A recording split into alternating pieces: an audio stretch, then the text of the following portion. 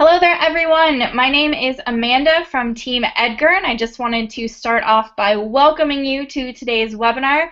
We have people coming in from all over the U.S. and even all over the world, it looks like. So if you want to say hi in the chat, feel free to do so. We're just kind of letting people filter in right now. Before we go ahead and get started, I just first of all want to make sure that you guys can see me and that you can see my screen and hear my voice as well. Because obviously that is important for the webinar today. Just to give you a little rundown of how this webinar is going to work, we're going to go for probably about 40-45 minutes in the actual webinar presentation. You guys can feel free to use the chat on the side of the screen as we go along. If you have questions as we go, Tom and Christina from our team are going to be in here to answer them. However, we are also going to have a section at the end of the webinar for Q&A and just general discussion about what we're talking about today. So if you do have like any burning questions and you want to hang off until the end, that is totally fine as well. So it looks like you guys can hear and see me, so that is perfect. And I'm just going to go ahead and start in then on these slides, which I will make full screen here for you. All right, so let's just dive right in. Today's webinar is all about content creation and curation. And you might be wondering what the difference is. We will talk about that. We're also going to talk about just some different ways to curate content for your social media channels and just kind of defining what that is. So to begin, like I said, we will do some definitions. So what is the difference between content curation versus creation? So the main difference really is that content creation just means creating and sharing and also promoting your own content on social media. So this means from your website, your blog, other stuff that you're sharing on different social media channels. Content curation, on the other hand, is slightly different in that it usually means that you're sharing content that is created by other people. So this means content on other websites, other blogs that you find on other social media channels, and that is usually the definition of content curation. However, I'm going to throw you a little curveball here and just say that you can actually curate your own content. So basically what this means is that you don't have to just be curating other people's content, even though I did just say that on the last slide that those definitions are usually separate. But the fact of the matter is you actually can curate your own content too, and that is part of what we're going to be talking about in today's webinar, is how to curate both your own and other people's content. So if we look at the definition of curation and what it really means, content curation essentially just means that you're pulling together for the means of presentation something, whether it's music or website content or anything that you're planning to present to other people. And that really is just the definition of what we do on social media in general, is that we present content to people, to other people who follow us. So really you can curate more than just your own stuff, or more than just other people's stuff. And when we're talking about curating content, whether it is your own or whether it's someone else's, we are usually talking about something called evergreen content. Now, evergreen content basically just means that it is content that is not time sensitive. So if we're talking about definitions here, which, sometimes they're a little bit nebulous, but evergreen content usually is content that is going to be relevant whether you share it today, tomorrow, or a year from now. So it's essentially content that doesn't really have an expiration date. So I do have some examples for you when we're talking about evergreen stuff. So a good example of an evergreen post would be this one from Twitter from Darren Rouse, who runs ProBlogger. And this is basically just a link to a blog post about some steps you can take to transform your blogging. And if you were to actually go to Twitter and click on this link, you would find that this post that he's sharing is actually more than a year old. So this post was actually written in 2014, but he's still sharing it on Twitter simply because it is evergreen. It's something that it's still relevant whether you read it last year or whether you're reading it today. So that's really the definition of evergreen content, and just shows that, you can definitely reshare stuff as long as it is evergreen.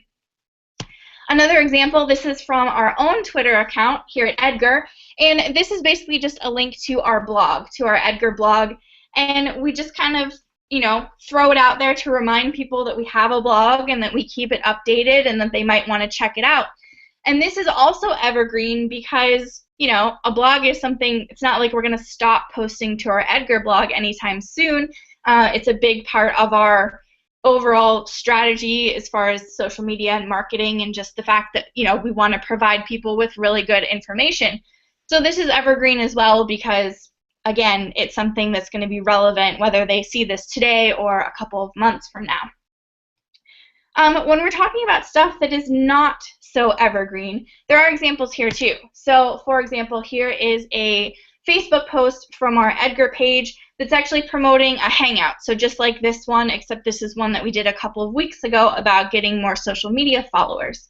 Obviously, this is not evergreen because that registration link is no longer live since we already did the hangout. So this is something that's not evergreen just because, we couldn't repeat this in a couple of weeks and have it still be relevant. Another example of a post that is not really evergreen, here's a tweet from Lonely Planet, which is a publisher of travel guidebooks. And this is basically just kind of promoting a Twitter chat that they're hosting. It's actually today if you look at the photo. So this is another example of something that's not really evergreen because after today, this won't really be relevant anymore because they've already hosted the chat. So just, a couple examples there for you. And, excuse me. So from these examples, you can kind of glean one thing, and that is that evergreen content is also content that you can share more than once. And that's another kind of big part of the definition of what evergreen content is. Now, some of you might be asking, why would I want to share content more than once? And that's a valid question. For some people, they don't really see the point in sharing stuff more than one time on social media. But I want you to just think about this for a second. What happens if someone sees a post that you've already posted, whether it's on Facebook or Twitter or wherever? And hint, I'm going to tell you the answer. Nothing happens most of the time. And that is simply because you see everything that you post on social media, but not everyone else does. For example, on Facebook right now, the average reach of a post is usually between like 6 and 7% of your total number of followers. So every time you post something on Facebook, like you're going to see it in your Facebook, on your timeline for your Facebook page, but the average follower of that page isn't going to see every single thing that you post because most people, they just see what comes up in their news feed. They don't necessarily like go to a Facebook page to see what's going on. I mean, a few people do, but most people don't. And the same on Twitter. The lifespan of a tweet is very, very short. It's less than half an hour. So once you share something on Twitter, within 25 minutes, essentially nobody's going to see it anymore. So if you go to your Twitter profile, yes, you'll be able to see all the tweets that you posted, but most people don't go to specific singular Twitter profiles to like see what they've posted in the last week or so. They just see things that come up in their Twitter feed. So even though you know everything that you've posted, your audience doesn't. So if you repeat something, within a certain amount of time, I'm not saying you should be tweeting the same thing like every 10 minutes because yes, then that would get annoying. But you can certainly repeat things on social, and that really is where evergreen content comes in. And the last thing I want you to think about here when we're talking about repeating content is that if a post gets a lot of engagement and shares the first time around, chances are the next time you share it, it's still going to do really well. And that, again, is the point of evergreen content, because if you have something, like if we think back to that ProBlogger tweet about a blog post that is about, tips for blogging, that's something that, it probably got a lot of engagement the first time that he shared it, and he's still sharing it a year later. So a year after that post was originally published, Darren is still sharing a link to that post, and it's probably because it gets engagement, it gets clicks, and it gets shares that every time that he shares it. So it's just kind of another argument. If you have stuff that does really well on social, it just kind of makes sense to share it again. And I would say the majority of the time, the stuff that continues to do well on social is going to be that evergreen content. So let's talk more about that. Let's talk about your evergreen content and what that actually means. So your evergreen content is essentially your existing content. That's where it comes from. So for example, this is going to be blog posts that will never go stale. So like we just talked about, stuff that is going to be relevant whether people see it now or a couple months from now. This can also refer to things like podcasts or non-time sensitive webinars. So again, you might record an interview with someone on a podcast, and that's still going to be relevant a couple of months from now if you share it again. Or non-time sensitive webinars, like some of these webinars that we do here at Edgar that are about kind of just general social media topics. If we were to take a recording of one of these and put it on its own page and then send people to that page from social media, that would still be relevant. It's still evergreen because it's not necessarily, time sensitive. It's not about a specific thing that's happening right now. It's evergreen. Some other examples would be promotions to your opt-ins or sales pages or anything where you're trying to sell people stuff. Even if your opt-in changes, like maybe right now you're offering like an ebook for people to get when they opt into your list, or like a specific download. Even if the specific opt-ins change, the fact of the matter is you're probably still going to be sending people to those opt-ins and to those sales pages, no matter if it's now or a couple of months from now. So that can also be considered evergreen content, your promos and your links to those pages that are always going to be around on your website. And lastly, evergreen content can also refer to links to your social media accounts. So just like with our tweet about trying to send people to the Edgar blog, your social media accounts are something that are also probably going to be around for quite a while. So on Facebook, you might want to promote your Twitter account or your Instagram feed, or maybe you have a board on Pinterest that does really well, and vice versa. So on Twitter, you might want to tell people to head over to Facebook because maybe you post different content there. So even links to social media can be considered evergreen. Now, the key to kind of, dealing with evergreen content is how you organize it. So a big thing that we believe in here at Edgar is that you don't want to let that evergreen content go to waste. And what do we mean by that is basically that normally when you're doing social media in real time, you're just writing updates as you need them. So you're writing a Facebook post, you're writing a tweet, you're putting a photo on Instagram or whatever it is, and you post it and then it's gone. So even if it is evergreen, if it's a link to a blog post that is really awesome and that you would want to share again, you still have to rewrite it next time that you want to share it. So we like to just stress the fact that with your evergreen content, you don't want to let it go to waste. So for those of you who are already Edgar users, and I'm guessing that a lot of you here are, you already kind of know how Edgar helps out with this in the fact that you have an online library of content and things that you save to it never disappear. So that's a great way to make sure that that evergreen content doesn't go to waste. Another option, if you're not using Edgar or a tool like Edgar, another way to do this would be to create a spreadsheet of your updates. So just keep track of what you're sharing and what you might want to share again, because it's a lot easier to go in and grab something from a library or from a spreadsheet rather than like trying to think back to, oh, when was the last time that I shared this, and did it do well, or do I want to share it again? So organizing your evergreen content is really, really important, and it's really kind of the key to curating your social content. We also suggest to organize your content by category, and this is another thing that Edgar does, not necessarily for you, but allows you to do, in that we encourage you to divide up your content by category. And this is just kind of a way to break down all of that different kind of content that you're curating and make it much easier to manage. So when you're breaking it down into categories, you're not just kind of throwing everything into one spreadsheet or into one media library. It's kind of it's a little bit more organized. So in Edgar, you can create as many categories as you want or as few as you want, just based on the type of content that you want to share. But organizing it by category, even if you're doing it in a spreadsheet, you can totally do this too. Just have different columns for different types of content. And it just helps you, again, keep track of what you've already shared and what you might want to share again.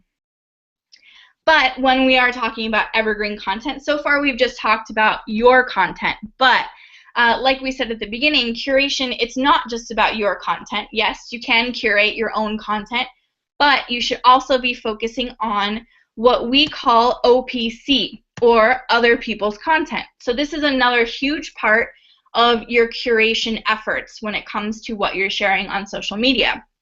And you might be wondering, okay, what is other people's content? I mean, it's kind of self-explanatory there in the name, but for example, this can be links to other people's blog posts or websites or, I don't know, photography, whatever. It can also be quotes, inspirational quotes or quotes from famous people or quotes from your favorite books. It can be links to podcasts or webinars, kind of like we talked about with your own content. That's the sort of stuff that would be evergreen as well, or even videos. Essentially, it's just anything written or created by someone other than you and your team and published somewhere other than your website or blog. So if you have somebody submit like a guest post to your website, that's not really other people's content because it's still coming from your site. So when we're talking about OPC, we're talking about everything that exists beyond your website and your business or, social media pages. So the next thing to talk about is some ways to curate other people's content. I know that's probably one of the biggest questions that we hear from people when we are talking about curation is just, well, how do I find this stuff? How do I figure out what I can curate that's not my own? And it's definitely, a valid question, so we're going to try and help you out. So first of all, the easiest place to start is just to share stuff from sites that you already read and follow. So that kind of makes sense, right? Here at Edgar, we're constantly reading stuff about social media. We're reading other blogs, other websites. We're reading studies about social media. And even within our team, people with different interests and different roles are reading things that are just related to their job. So our customer service team is always reading like Help Scout's blog about customer service, and our development team, they're reading stuff about, what they need to know for their jobs. But the thing is, we all have websites that we read regularly, whether it's for our jobs or just for our own personal interests. And so when you're thinking about curating content from other sites, the best place to start is with sites that you already read and follow because they're already there for you and you already know that you like that stuff. The next tip would be to share your favorite quotes, images, words of wisdom. We've all seen on Twitter and Facebook, there'll be this really pretty image with a nice quote laid over top of it that's really inspirational, and those blow up on Facebook a lot. So, sharing things like quotes and photos and just kind of things that you come across or things that just resonate with you, that's another good place to start. Another tip is to stalk your competitors in a totally non-creepy way, of course. I don't want you to show up outside their house and be throwing pebbles at their windows. That's not the kind of stalking I'm talking about. Basically, this kind of stalking is just to figure out what is popular in your industry and network right now. So by keeping an eye on what your competitors are doing, and competitors can be other businesses that are similar to yours, but it can even be just Facebook pages that are in your niche and that are similar to yours, or Twitter accounts that tend to share the same kind of content. Those can be considered like the competitors that you want to be stalking and to be able to find out what's popular. And if you're asking, well, okay, that's all well and good, but how do I actually find out what is popular in my industry and network? Well, there are a couple different things that you can try. So first of all, I would tell you to try some hashtag searches on Twitter. So you just go into the search bar in Twitter and you can type in a hashtag. Obviously, you want to be searching for stuff that's relevant to your Twitter page and to your business or your company, whatever it is that you're doing. So at Edgar, for example, we might want to search for hashtags about social media or content marketing and that sort of thing, the sorts of things that we tend to tweet about, because then you can see what other people are tweeting about And a lot of times too, you'll see maybe in one day a lot of people are sharing a similar link. So maybe everybody's sharing a link to this new social media study, or this new tool that just came out. And so if you see a lot of people sharing something within a hashtag, then that's often a really good sign that it's worth curating for your own Twitter account. Also, sticking to Twitter, you can create and subscribe to Twitter lists. So a list on Twitter is just essentially a way to organize your Twitter feed by the people that you follow. So kind of like how we were talking about before, it's important to organize your evergreen content by category. You can actually sometimes organize the people that you're following on social media as well. So, for example, here are some Twitter lists that have been created by Social Media Examiner. Now, if you go to a Twitter profile, usually if that person or brand or whatever has any lists on Twitter, they're linked right next to the favorites up at the top of their profile. So you can click on the lists. You can see which ones that they've created, which ones they're subscribed to, and also which ones people are members of if they're like on any other lists. Now, of course, you can create lists for yourself, and they don't have to be public. We have some private ones at Edgar, just like for people that we follow or people that we like want to reach out to about Edgar. But you can also make public lists. You can see that Social Media Examiner here has quite a few public lists, and these are ones that you can actually follow. So if you just click on one of these, and here's Darren Rouse again from ProBlogger, who has a list called Bald Guys Rock. But so if you click on any of these lists, you'll actually be given an option to subscribe. So if you come across a list that would be really, really relevant to you and your audience, like let's say that you're a photographer and you come across a great list of, landscape photographers or something, you could subscribe to it. And then that way you can, click on that list and see what people are tweeting about that subject. You can also use it to find other people to follow, but that's not really related to curation. But lists are just a really great way to organize stuff on Twitter and to find stuff that you want to share.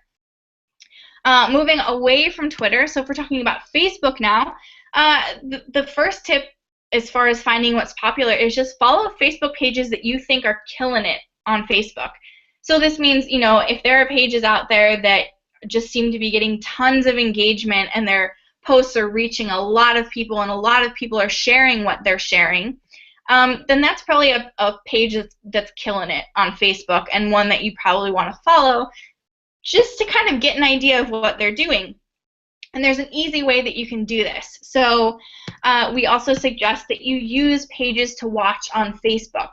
And this is a tool, so if you go into your Facebook Insights and you click on your Overview tab and you scroll all the way down to the bottom, there's this option to add pages to watch if you don't have any already. And this just kind of lets you, the description there says, compare the performance of your page and posts with similar pages on Facebook. So what this does, it doesn't give you a ton of information, but the information it gives you is actually quite useful. So it shows where your page ranks against all the pages that you're following. You can also see, how many likes each page has. So obviously it's kind of hard to compare. Like if you only have 5,000 followers and you're following pages with like 500,000 followers, it can be tough to compare those. But if you end up following some pages that are very similar to yours, both in size and in content, then it's really easy to go through. You can see how many posts each page tends to publish in a week, and you can also see engagement. And I think the engagement one is actually the best column to look at, because if you see a page that's very similar to yours, let's say it's a similar size and it's a similar topic, but you notice that they're getting like tons more engagement than you are, then that's a sign that you should go over to that page and see what they're doing. I'm not saying you like want to copy everything that they're doing, but maybe you can get an idea of, the sorts of links that they're curating from other sites, or the sorts of images that they're sharing, and basically just to get an idea of what their followers are reacting to and are sharing and engaging with. So pages to watch is a great tool to use on Facebook to kind of find out what's popular in your network. But some other tips for actually curating your content. So okay, now you've actually figured out what is popular in your network and you kind of have an idea of the type of content you're looking for. But we do have some more tips for when you're actually curating that content and deciding what you want to add to your library or to that spreadsheet of content that you're going to want to share again and again on social. So first of all, you need to keep your audience in mind. Of course, this should be a given when we're talking about social media. It really is all about your fans and your followers and your audience. But, you know, it is worth repeating. And what I mean by this is by just sharing stuff that they're actually going to care about. So on our Edgar accounts, for example, we try and share stuff that we know people who follow us are interested in. So here's an example of a tweet, and this is actually a blog post we wrote about one of our users who has been getting 125 new Twitter followers every day. I mean, that's a pretty big number. It's kind of impressive, and it's something that people are interested in. Another example, here's a Facebook post about some tools that we recommend for online businesses, because we at Edgar, you know, we're an online business, and we know that a lot of our followers are as well. So this sort of content is in line with our audience, and it's also in line with our brand. Tip number 2 is you need to find a balance when we're curating content, because, you know, we've been talking about how you can curate both your own content and other people's content, but then when it comes to actually sharing that content on social media, you do have to decide how much of each you want to share. So whether you want to share more of your own stuff or more of other people's stuff. And what you decide on completely depends on, you know, your brand and your goals on social and what you find works for your audience. But just as an example, so this is my friend Jody, who is a food and travel blogger, and her Twitter feed is just completely, well, not completely, but I'd say 95% curated from other sources. So she very rarely shares links to her own blog on her Twitter feed. She more likely shares just anything interesting that she finds online, whether it is related to current events or news that's happening right now, or if it's just an interesting article that she read somewhere online. So her Twitter feed is mostly curating other people's content. Our Edgar Twitter feed, on the other hand, is more focused on Edgar, because we are a newer brand and we're still trying to kind of get the word out. We do share links to our own stuff, and the OPC that we share is often kind of related to us. So we'll share links to things people have written about Edgar, or we'll retweet when, you know, somebody says something nice about us, because that makes us feel good. So you just kind of have to decide what works best for your Twitter feed, for your Facebook page, as far as how much of each type of curated content you want to share. And you do have to, you know, just kind of strike that balance on your own. We can't really tell you what is best, but you just have to kind of play around with it and find out. Tip number 3 is to focus on quality, which again should kind of be a given, just like when we were saying you should keep your audience in mind. But you do also want to focus on the quality of the content that you're sharing. So obviously, you know, you don't want to share stuff that people are going to read and be like, why would you share this? So a good rule of thumb is just to kind of ask yourself, okay, if I clicked on this link from me, like as representing my brand, would this be valuable to me? Like, would I read this and actually get something out of it, or is it just kind of like a throwaway and I would just be sharing it in order to share something? So when you're curating stuff, again, you want to keep in mind that, you know, you want to be curating as much evergreen content as you can, and for it to be evergreen, that means that it can't just be like throwaway content. So focus on the quality. Tip number 4 is to add in your own voice when you're sharing stuff. So this could be as simple as, you know, if you have like a very strong voice that you're using for your brand, and at Edgar we do have kind of an established voice for Edgar. So we kind of Edgarify all of our tweets and our Facebook posts and that sort of thing.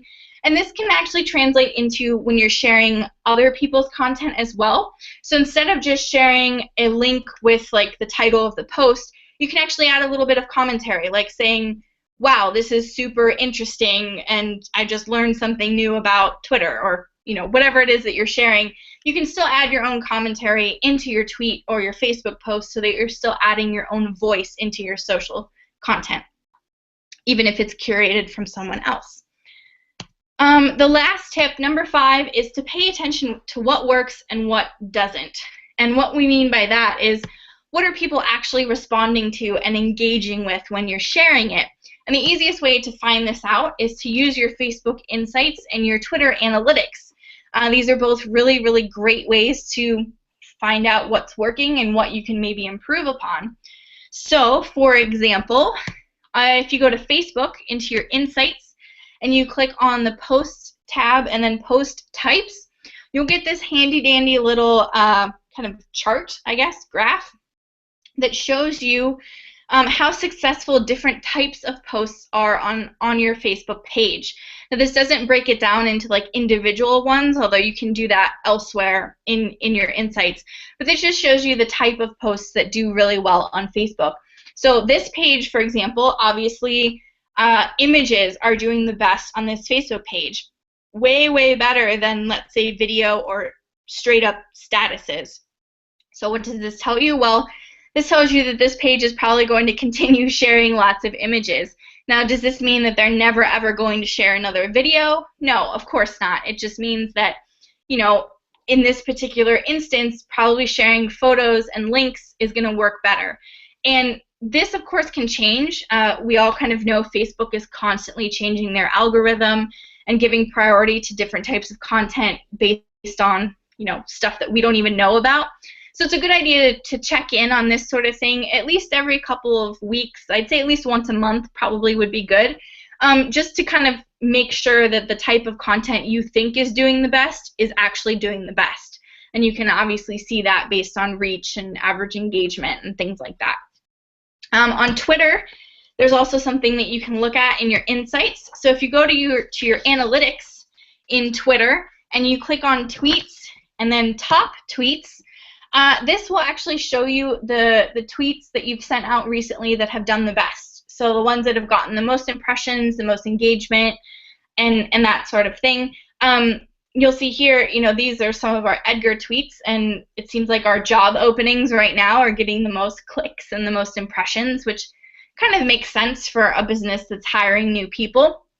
But if you go down the list, you'll see there's a tweet about a free webinar. So again, that's something that's really valuable to our audience and something that they're interested in. And if you go down beyond that, there's a post about Facebook reach and basically, you know, being able to tell whether your reach is good or not. And that's another one that has gotten a decent amount of engagements and impressions based on our fairly small audience. We don't have a huge audience on Twitter, so this is actually pretty good. If you're looking at the engagement rate and you're like, oh my gosh, 1% sounds horrible, you know, an engagement rate on Twitter it's really tough to kind of base things off of that because, like I was mentioning before, the lifespan of a tweet is so short, so don't worry about that so much. But you can use these your analytics to kind of find out which tweets are doing the best and also just which type of content. So looking at this, I can tell that, you know, basically stuff about social media and our job openings, but we'll kind of like ignore that one for now. But basically just sharing stuff about social media seems to work for us. And that makes sense because that's kind of what we strive to do, but this kind of just validates that we are sharing the right type of stuff on Twitter that our audience is expecting and likes to engage with. So now we are going to kind of shift gears a little bit and get somebody else's insight on this. So we are going to talk with Tom, who is our kind of social media guru here at Edgar. So he's in charge of our blog and a lot of our social content. And we're going to talk to him about how he handles Edgar's social account as far as curating content. So Tom, welcome. Are you with us? I am. I'm here. Can everybody hear me okay? Awesome. Well, I can hear you, so that's good. So yeah, we're just going to talk to you a little bit about curating stuff as someone who's actually in charge of social media for a brand.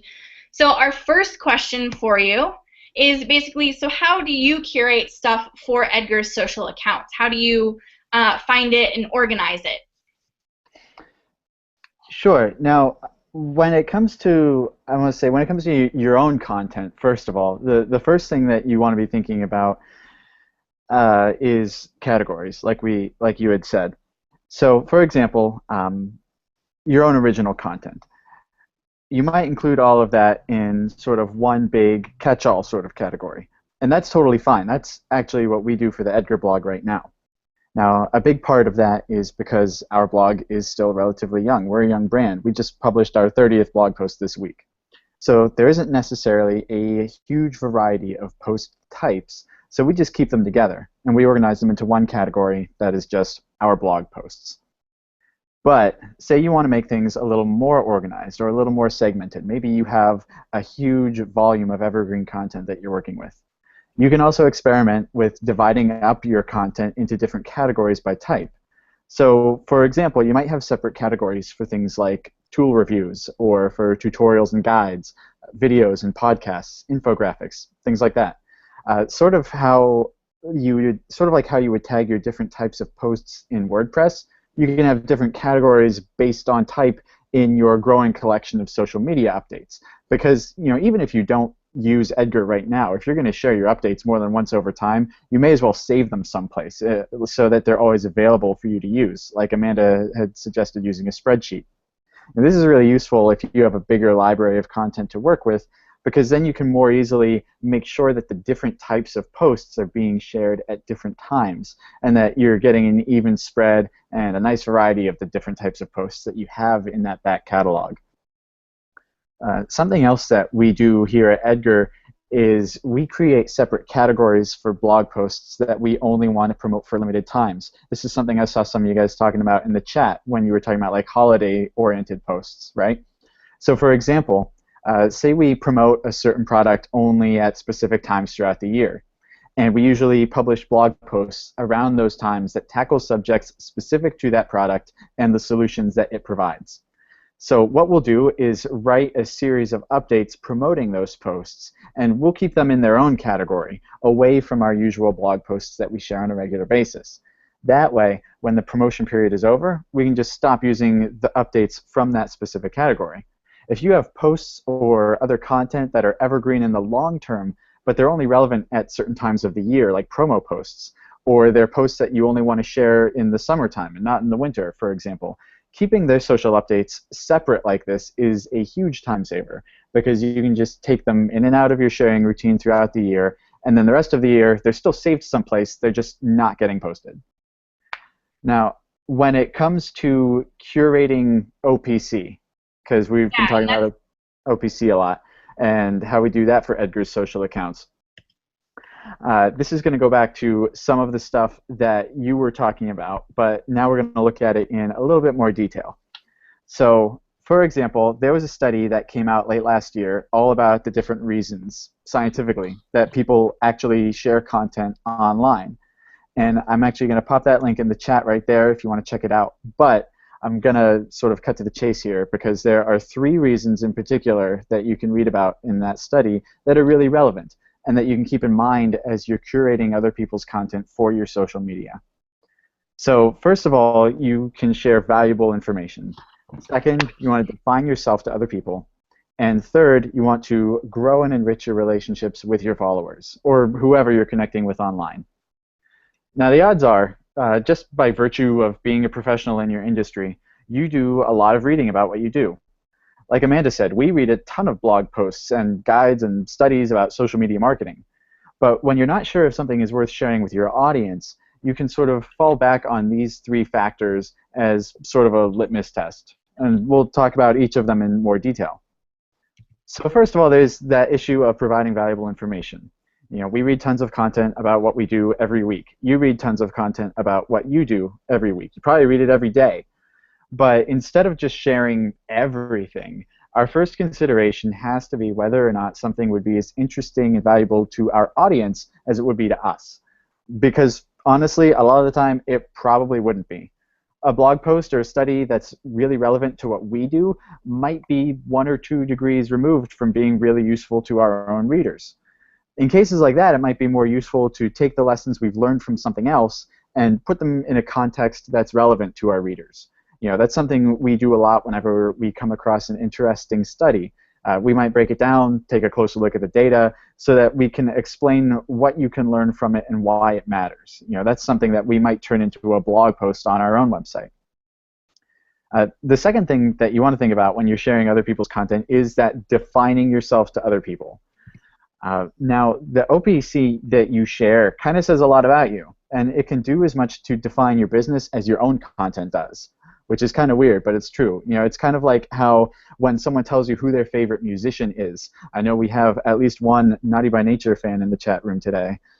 You can kind of start forming judgments about that person based on that information, right? It tells you a little bit about their tastes. It tells you about what they like, whether or not you can identify with them.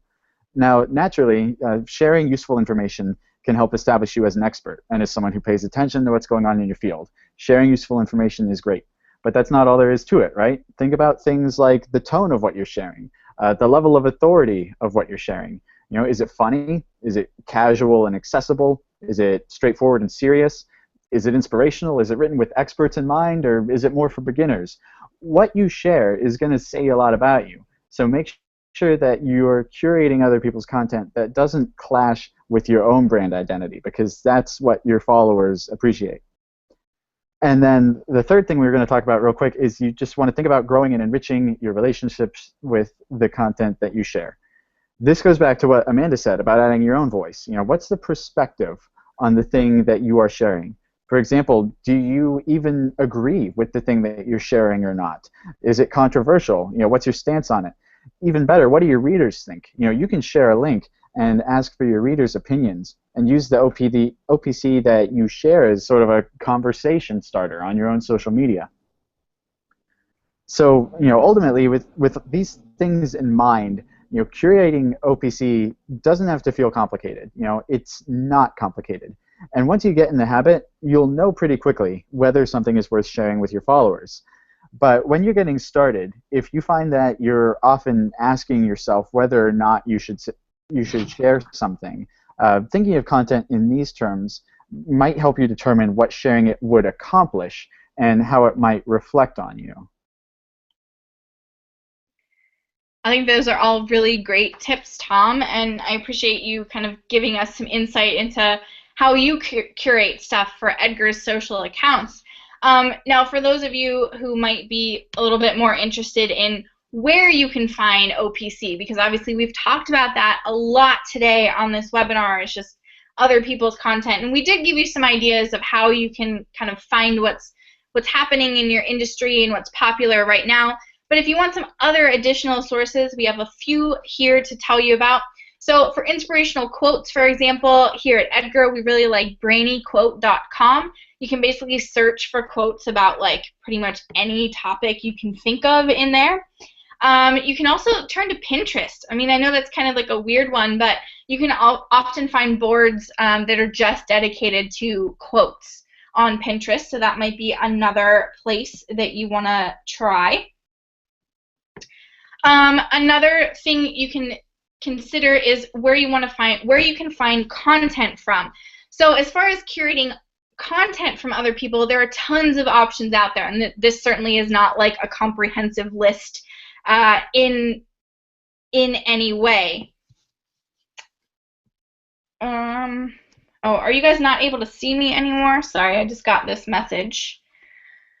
Here, let me go into here really quick. Okay, sorry about that. Hopefully we're back on track now. So as far as the content goes, where you can find content, there's a lot of options out there, and of course if you have any other suggestions, we'd love to hear about it in the chat. But some examples would be things like Feedly. Feedly is essentially just kind of like an RSS feed reader almost, so you can kind of just see all the new stuff that sites you're interested in have published.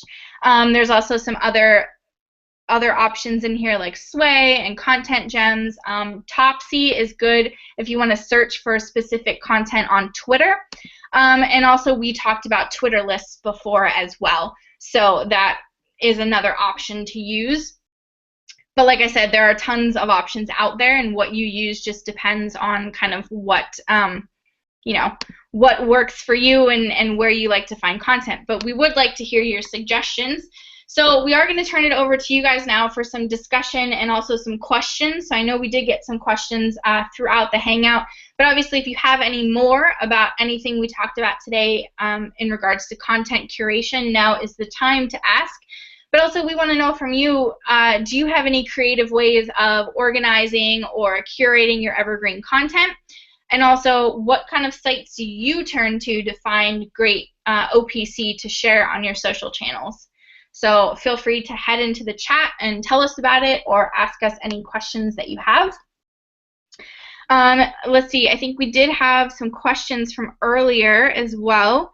One of them was from George, who was asking, how does curation work in a corporate context? So that's a really good question, George, and I don't know if maybe Tom sort of touched on it when he was talking about essentially just like focusing on making sure that any OPC you share is really in line with your brand and the sorts of information that you want to send out there. But you definitely can still curate content even if you are working in the context of a larger corporation. It just might be different types of content. So it's hard to say like this is what you should do, but you know, based on whatever your corporation is focused on, so what you're selling or who your customer is, who your audience is, you can usually still find content online, whether it's from blogs or maybe like industry sites or news sites that's still kind of relevant to whatever it is that your company or your corporation is about or what they do.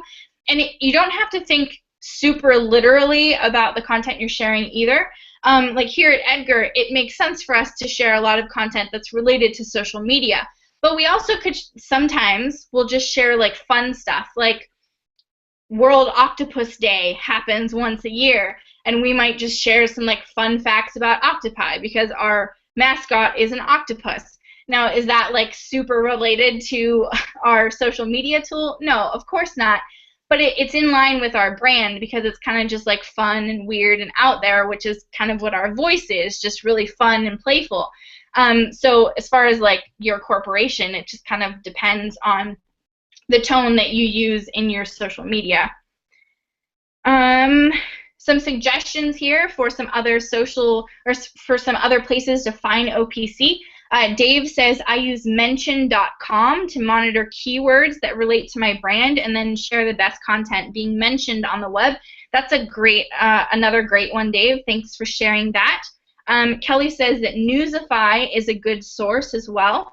And Ashley says that Nixpire, N-I-C-S-P-I-R-E, is good for Instagram. That is one I haven't heard of, so thanks for that suggestion. I see we have a couple other questions coming in, and a lot of these are just you guys talking to each other, which is great. Another suggestion from Molly is that she sets up Google News alerts for once a day using specific keywords and hashtags, and then she chooses the best news articles from that day to share on Twitter and sometimes Facebook. That's another good option. Google does offer some really good alerts, whether it's for news or you just want to see like when people are mentioning your own website or your own social accounts. So that's a good one. Bruce says, in my nonprofit, we have several projects that all require funding and request donations. What about content for multiple projects within one brand? Because he's saying Edgar's just one brand, but what if you have, you know, different projects within one brand? I think then that is a case where you definitely want to make sure that you're organizing all of your content into categories like we were talking about with Edgar, or making sure that you have a really good strategy for how to manage that content. Because in your case, yes, you definitely want to make sure that you're kind of keeping all of that separate. So you might want to have, you know, one category that's just for project A and one that's for project B and project C, and they might all kind of be different. And that might be a case where you're not curating so much outside content, but it's more of your own, but still keeping it organized is definitely, I think, the most important part when you're talking about managing content for like multiple projects within a brand. But I mean, that's something that we still do at Edgar. Tom was mentioning how we have lots and lots of different categories, and some of them are just kind of like promotions that might only happen once or twice a year, or we might have like a new series that we're launching or some like announcements inside Edgar, and all of those will kind of have their own categories and their own sequence of social updates. So I think that that's really the best approach when you have like multiple things going on within your brand and your social accounts. Another good content finding suggestion from Donald, it's called Nuzzle. I love that name. I feel like Nuzzle and Edgar would get along really well. He says Nuzzle will give you updates about what your Twitter followers are sharing. That's a really interesting one. That's kind of cool. I haven't heard of that one either.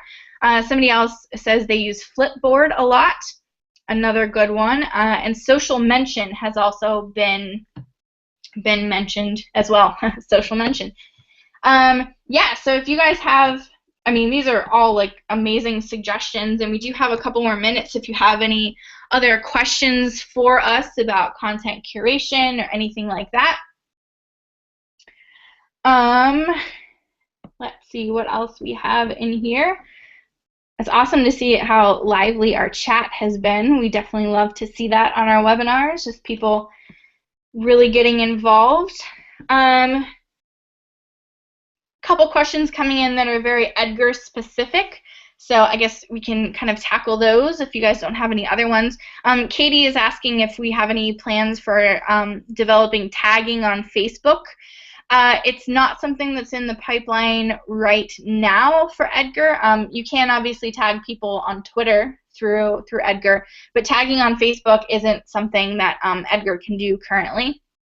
And as far as adding other social accounts, the next one that we would be likely to add into Edgar would be Google+, which we hope to do as long as it doesn't die.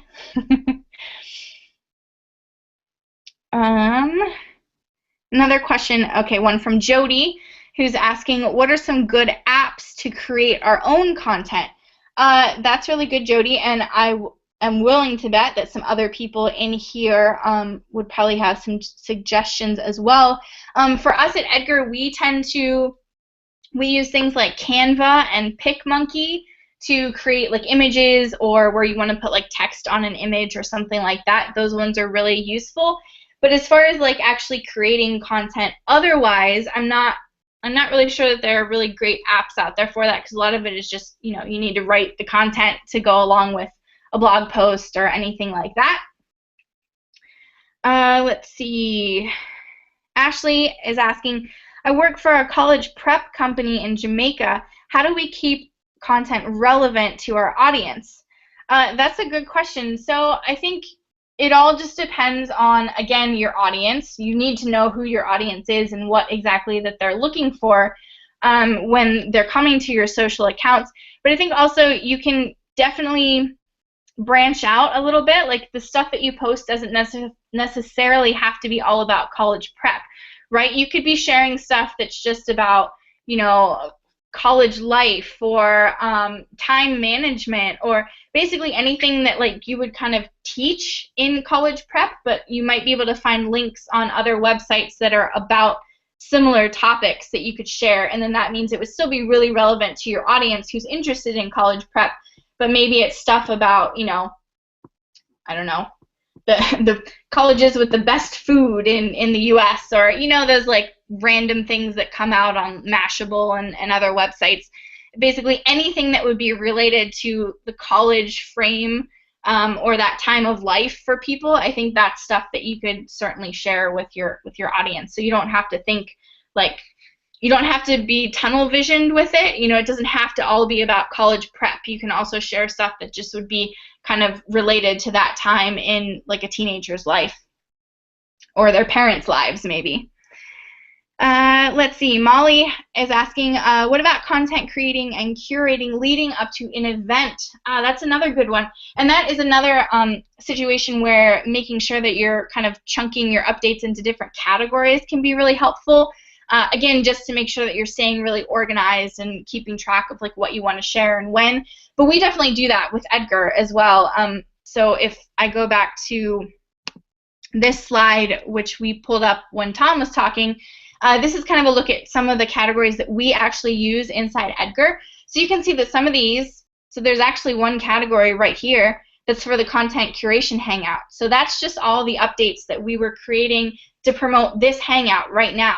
And we're going to leave those in our Edgar library because we'll probably do this hangout again in a couple of months, and we'll be able to just kind of swap out the links in those updates and use them again. So when you're curating stuff up to a live event, definitely keeping organized is really important. But you can also think in terms of, okay, so if you wanted to curate some other people's content around an event like this about content curation, we might have gone out and just kind of like Googled for other people's blog posts about curating content, or maybe, you know, creating your own images, or anything that we would have mildly kind of talked about in this hangout would be stuff that you could curate and share kind of leading up to it, almost like giving a preview, like this is what we're going to talk about, or this is what's going to happen at this event. So I guess that would be my suggestions there. Let's see. Mary Beth says, hey, as a content manager, I manage different businesses' social media outlets. Can you automate social media updates with different organizations or businesses with Buffer or Edgar? You definitely can. So if you decide to use a tool like Edgar, obviously I'm going to talk about Edgar. Yeah, it is kind of a better, I won't say it's like completely better way to do it than what you're probably doing now, but it definitely can be useful because basically you can connect a bunch of different social accounts, and this works for pretty much any social media management app out there. So like Buffer and Hootsuite allow you to connect like a bunch of different social accounts. So that might be, you know, 2 social accounts from one of your clients and 2 from another, and then you can kind of just send content based on the accounts. And inside Edgar, that works really well. You can even create different categories for each account. Like instead of build your brand in our category list here, that might be, you know, Twitter posts for brand A or Facebook posts for brand B, and then, you know, you can kind of organize your content that way. So when you're managing a lot of different accounts, I think having an automation tool at your disposal is probably going to save you a lot of time. is more or less what I would say there. So I think we might have time for like one more question if any more come through, but otherwise we're going to go ahead and start wrapping things up. I see some people have already had to head out since we are kind of at the end of our hour here. But I definitely appreciate everyone joining us today and for sharing your insights into kind of how you deal with content curation, and hopefully you were able to take away a couple of tips as well that you can try and use for your own social accounts. For those of you who, oh, somebody's asking how many total categories do we have at Edgar? That would be a question for Tom. Tom, do you know how many total categories we have? If you just want to... Yeah, I'm going to ballpark it and say that it's somewhere in the neighborhood of a lot. But we don't keep them all on the schedule at the same time, just because, you know, so many of them are promotional or seasonal or whatever, like we talked about. So, you know, at any given time, we only have however many different categories on our regular schedule, and then we swap them in and out as need be. Yeah, I would agree with your number of a lot, though. I would say in total we probably have at least like 24 that are like in our library, which again, that's just because we get very specific with our categories, and kind of, you know, a lot of them only have a handful of posts in them because they're either like promo specific or event specific, but we still keep them all in there so we can use them again. So yes, so those of you asking about a replay and all of that stuff, you will get an email with a replay of this webinar along with the slides. So if you want to like have those to kind of page through, you will be getting that in a couple of hours or by tomorrow morning at the latest. Also, if you guys are not using Edgar yet, I know a lot of you are, but for those of you who aren't, we actually just launched this week a 2-week free trial for anybody who signs up. So if you are curious about Edgar, especially after seeing some kind of sneak peeks in this hangout of what Edgar can do, feel free to head over to meetedgar.com and check it out. It doesn't cost you anything for 2 weeks, so why not? If you're interested in a tool like this that really does help you organize your curated content, would definitely suggest that. And once again, just thank you so much for joining us and taking some time out of your Thursday afternoon to listen to what we have to say. So have a great rest of your week and a fantastic weekend as well. Thank you so much, everyone. Bye.